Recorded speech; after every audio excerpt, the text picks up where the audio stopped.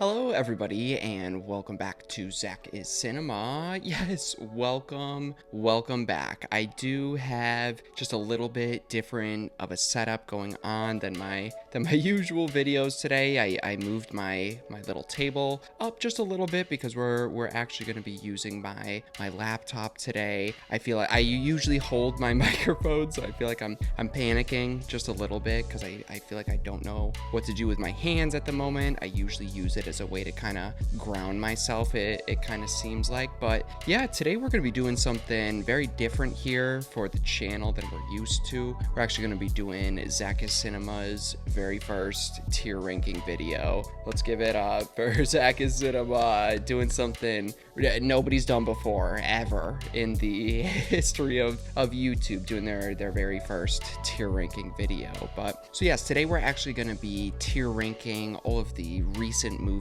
that I watched when I was violently sick. As you can tell, here's my little tier maker that we're going to be using today. I'm using tiermaker.com. I'm cheating a little bit because, as you can see, I got a couple TV shows in here, but 4 movies, 2 TV shows, or I guess 2 seasons of a TV show that we're going to be kind of delving into. But when I start to get sick, there's always just like a little bit of a shock of panic that jumps down my spine and maybe even into my asshole a little bit, because I'm like, fuck, I'm getting sick. Like, fuck, dude, this is the worst. I hate being sick. But then a wave of calmness runs over ZakIsCinema's body because I know I'm gonna then be able to watch movies uninterrupted and not feel guilty about it. Sometimes when I'm not sick and I'm binge watching a bunch of movies, I'm like, God, I'm such a lazy piece of shit. But I'm having so much fun. But then when I'm sick, I can do the same thing, and it takes that guilt factor away from me. So here's the tier ranking that we're going to be using. Standard tier ranking. My categories are a little bit different. I'm kind of going at it with my rating system. I don't really have a clear-cut rating system. I find it kind of difficult to use. Movies kind of change ratings for me slightly over time, so it's kind of hard. So I kind of put them into categories, if that makes sense. But our top tier, the top of the line best one, is this. I'd buy this physical copy of the movie at a full price. So movie comes out, full price, I'm there day one buying it. My next tier is buying a physical copy but at a discount. These are often movies that have been out for a couple years. You used to find them in the Walmart bargain bin for $5 to $6. So that's kind of where I'd fit some of those movies. Next category is, this is a rent or stream movie to me. Like, maybe I'd be fine paying $2.99 to rent it if I really wanted to watch it, but I'm hoping it's just on one of my streaming services that I'm already paying for. My second to last category is, this is more of a cable TV playing in the background while I do chores or just kind of sit there and disassociate and maybe shed a few tears. Like, it's a good background movie as I'm maybe Swiffering, or like I said, maybe ZakIsCinema's crying a little bit. Who knows? Who cares? Because the last, very bottom of the tier list ranking category is, I would never rent, stream, illegally torrent this movie because I'm never going to watch it again. So that's kind of my rating system that I use. I kind of like seeing it broken down like this. And like I said, we got 4 different movies we're going into and 2 seasons of a TV show. When I was sick this most recent time, I have no fucking idea why I went on this found footage horror binge. So I guess we'll get into it here. So let's kick this tier ranking video off, starting with our first one. So the first one we got is good old Dexter New Blood. Yes, I am a pretty big Dexter fan. It was one of the very first TV shows that I remember really just delving into and getting very, very obsessed with. And I went into it knowing the original series had one of the worst endings ever, and I still overall enjoyed it. The ending is just as shit as it's known for, unfortunately. So when a couple years back, when Dexter New Blood got announced, I was like, holy fuck, I'm so excited to be watching Dexter again. I finally finally get to watch it when it's live on the air, because I started watching Dexter way years after its original run had really ended here. So Dexter New Blood, I remember when it came out, watching episode to episode, talking to people about it.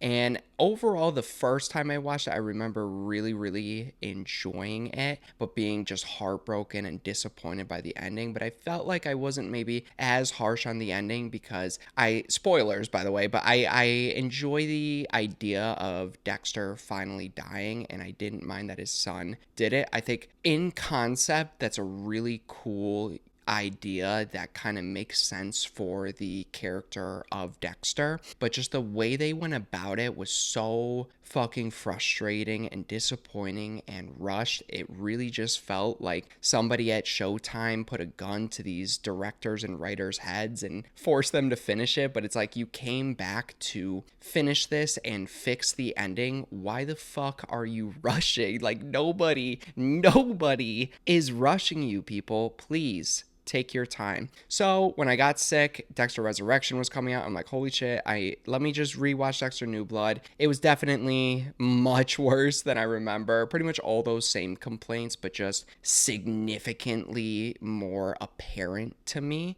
But I do just love Dexter, and just even watching bad Dexter is still an enjoyable time because I'm watching Dexter. And now I think it kind of softened the blow a little bit, knowing that this isn't the end here. So for Dexter New Blood, I feel like I'm going to go right in the middle here. It's a good rent and streaming show, especially if you're a fan of the show. And I think if we weren't going to get Dexter Resurrection, it might be down to that cable TV playing in the background. I'm not really going to pay too much attention to it, but I think now that we got Dexter Resurrection, I'm comfortable kind of putting it in the middle there. But yeah, let's jump into my next one. We got our first found footage on this tier ranking video, Hell House LLC. Now, I'd never watched or really heard of this movie, but when I started watching it and saw those iconic clown characters and costumes for this movie, I'm like, oh shit, yeah, I've definitely seen that image from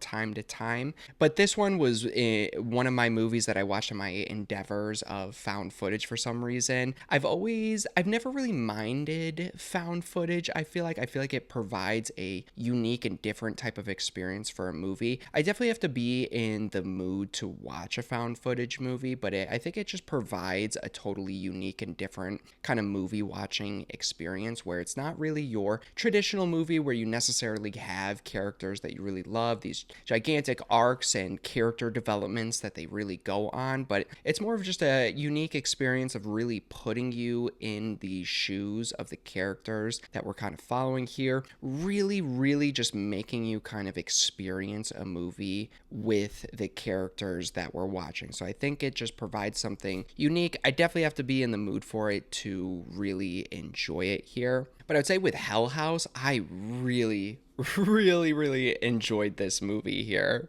I really love the story and idea of these groups of friends just going around and making new and unique haunted house type experiences each and every Halloween, like doing hay rides and haunted houses, and this is their most recent endeavor together. I think that's a really cool idea and makes sense for them to be documenting it in this found footage type style of a movie. I thought the movie was not only scary, but just provides one of those cool horror experiences where it's unsettling and really stuck with me afterwards as well. I thought the clown scenes were truly terrifying, and it kind of surprised me that one of the most famous scenes in this movie happened very early on. I also love the scene where you get the girl, I forget the character's name, but the demon girl in the bedroom as the guy wakes up and he's like filming himself, and then he like hides under the covers, and then each time he looks up it gets closer and closer, and that's when that character gets possessed and pretty much taken out of the movie. I thought that was a really creepy and cool scene. And honestly, some of my favorite scares and creepy creep factors in this movie was when you kind of find out the lore and backstory of the hotel and figure out that the owner, I forget the reason, but he ends up committing suicide in the hotel because he's losing a bunch of business. He hangs himself right in the center of his hotel. And then at a couple points in the movie, when the characters are kind of going room to room and maybe look back, the demons or the entities in this movie almost rearrange and recreate that suicide layout of the hotel we saw in the old crime police report pictures, and it recreates it really quick, switches it up from their haunted house that they've been creating, and it's very like subtle. Sometimes characters don't even pay too much attention to it, but I and the audience saw it, so I thought subtle things like that was really creepy. And it truly just felt like one of those movies that was a haunted house experience in a good way. Like people say that to, maybe the Insidious or Conjuring movies, but this really did give me that similar experience to when I'm in a haunted house or haunted hayride. So I really did enjoy this movie. I think my only issue was just the ending. It's predictable.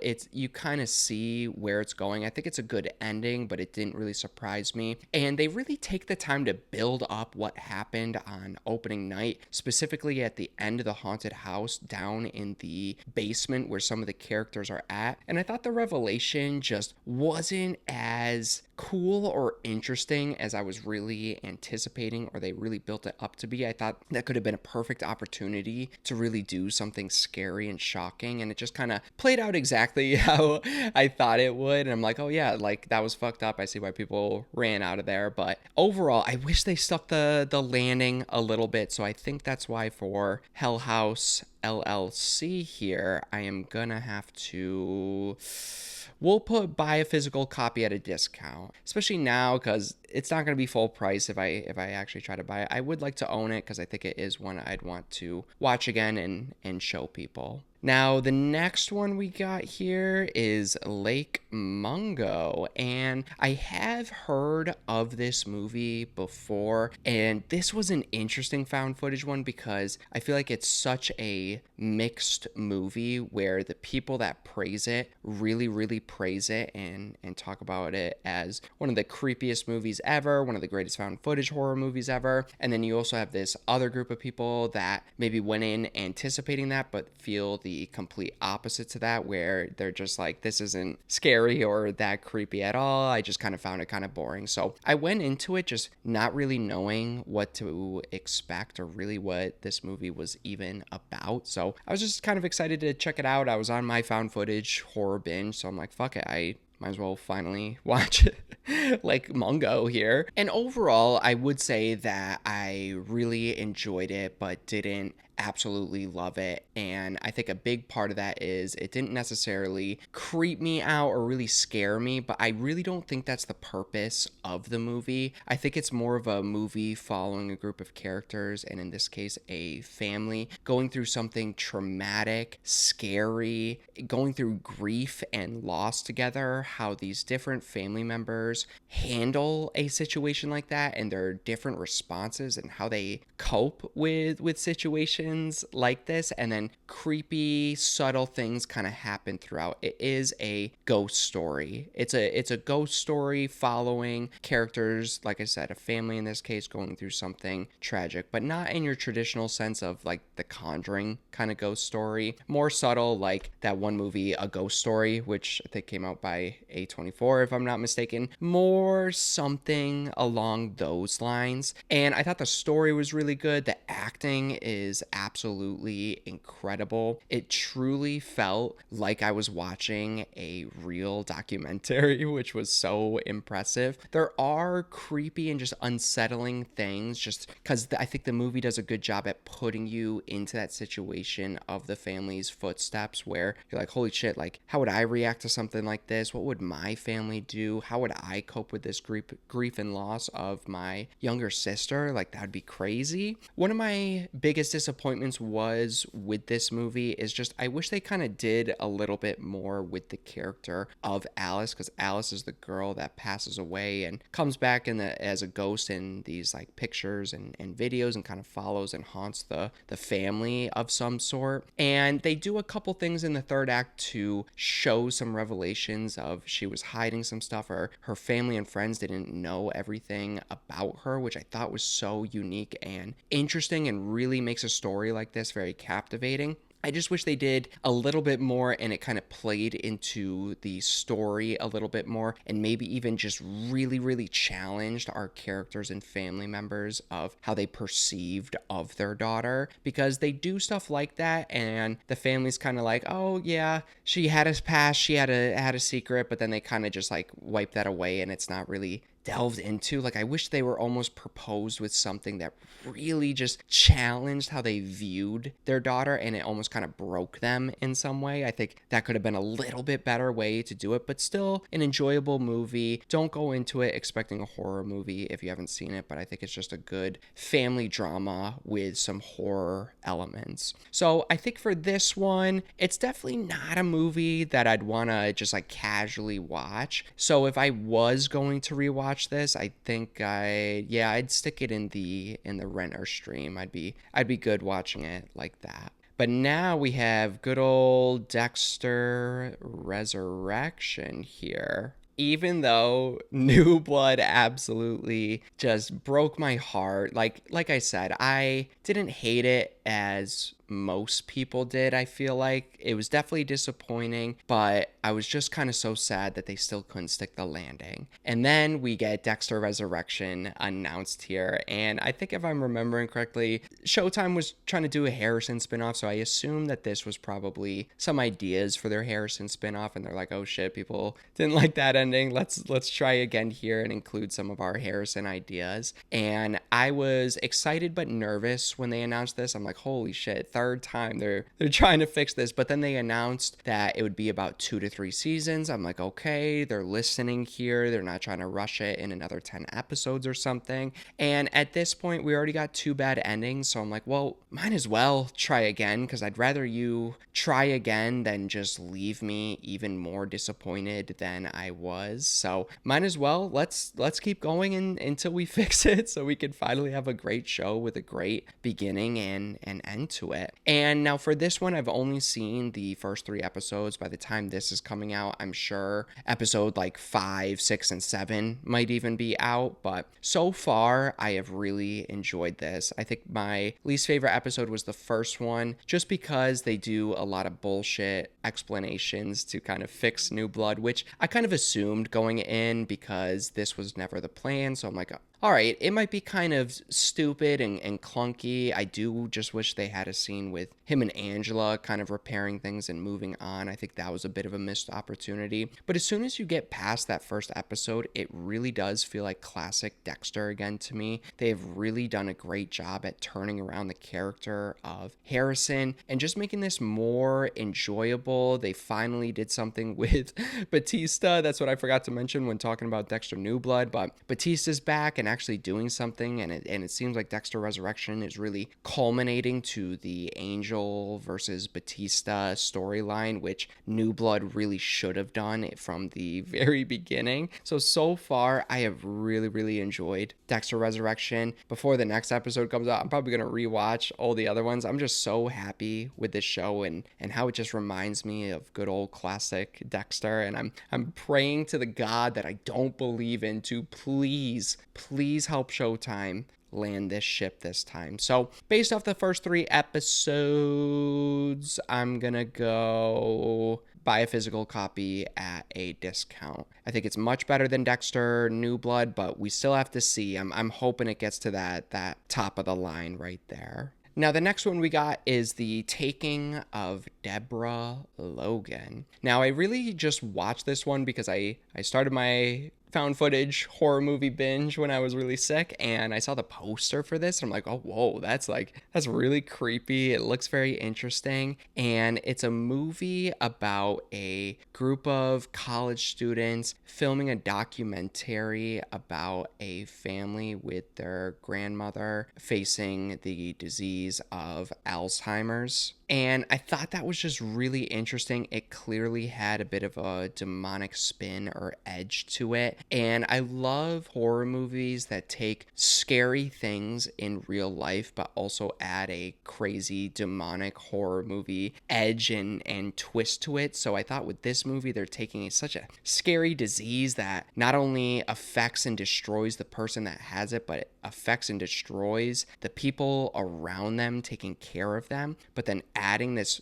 demonic edge. I thought there was a lot they could really do with it. And for the most part, I would say this is a very creepy and interesting movie. I think with this one, I definitely had to suspend some disbelief because I think a lot of the issues come from when Deborah starts doing some crazy demonic shit that is clearly not Alzheimer's anymore or the disease that she has. And clearly there's something more going on. The college kids are still just filming it and trying to make their documentary here, and I'm like, guys, clearly this is not the disease we're trying to study. Like, why the fuck are you still here? And the whole third act is really crazy and intense and scary and has some of the best scenes in this movie, but it's just kind of so ridiculous that they still film. They're like going through these cave systems trying to find Deborah, and they're still filming, getting these perfect shots and everything, and I'm like, all right, this is a little ridiculous that you guys are still here. It just kind of turned into a movie of showing this old lady doing some creepy shit. Like, so it kind of threw the concept out a little bit. So I wish they kind of went a little bit more subtle with it and then slowly built up to that over time. Because I think there's a couple instances, one where Deborah, they film her at night and she's kind of wandering around and then like floats up on her kitchen countertop, which I thought was just, they push it a little bit too much. She gets crazy demonic voices. She's like controlling the windows with the force. So I thought it just went like a little too much. I was hoping they'd go really subtle and creepy to the point where you couldn't decipher, well, is this the Alzheimer's disease or is this demonic? Like, is she actually losing her mind here? Is she actually possessed here? And then in the third act, we got to figure that out. But 20 minutes in, you realize there's something more sinister going on. So I thought that was a bit of a missed opportunity. But like I said, I think old people are creepy as fuck. This kind of felt like The Visit on steroids with more demon shit in it. So overall, I did enjoy this. I just kind of wish they did some things a little bit differently. So I think for this one, even though I have my issues with it, I still did really enjoy it. And I think it's just a fun horror movie if you don't take it too serious. Could have been better. I'd probably go rent and stream on the higher end of rent and stream there, almost at the buying at a discount, but I think some things kind of hold it back here. But yeah, lastly, let's get into VHS 2012. And I've always heard of the VHS series. This is the first one that I've seen. I actually own a physical copy of it. I believe I got it from maybe a Dollar General or some record store for a couple bucks. And I've always wanted to kind of check out the series. So I just started with the first one. I kind of knew the general idea that they're all anthology, found footage, horror movies that just take a series of short films and kind of string them together. So with this one, I really did like the anthology angle. I kind of enjoyed the story kind of making its through line of these group of burglars, I guess, or people that